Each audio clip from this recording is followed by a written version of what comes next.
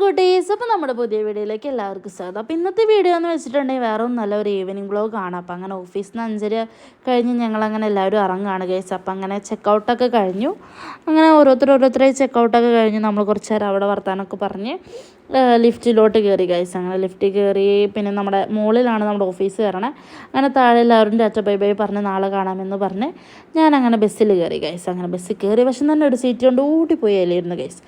ഒന്നും നോക്കിയില്ല, പാട്ടും വെച്ച് ഇങ്ങനെ കുറച്ച് നേരം കഴിഞ്ഞപ്പോൾ ഞാൻ ഉറങ്ങിപ്പോയിട്ടെ ഗൈസ്. നോക്കിയപ്പോൾ നല്ല ബ്ലോക്കും. അങ്ങനെ നല്ല ബ്ലോക്കായപ്പോൾ നല്ല ചൂട് വന്നപ്പോൾ ഞാൻ ഓട്ടോമാറ്റിക്കലി എഴുന്നേറ്റു.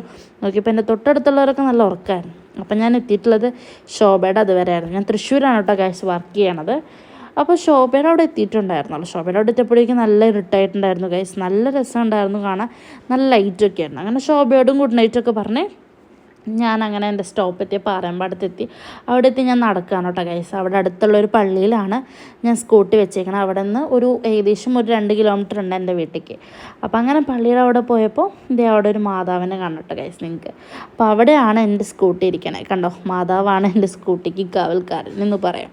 അപ്പോൾ അങ്ങനെ ഞാനങ്ങനെ മാതാവിനോടും ഗുഡ് നൈറ്റൊക്കെ പറഞ്ഞ് പ്രാർത്ഥിച്ച് ഞാനങ്ങനെ ഹെൽമെറ്റൊക്കെ വെച്ച് എൻ്റെ സ്കൂട്ടി സ്റ്റാർട്ട് ചെയ്ത് ഞാനങ്ങനെ വീട്ടിലേക്ക് പോവാണ് ഗൈസ്.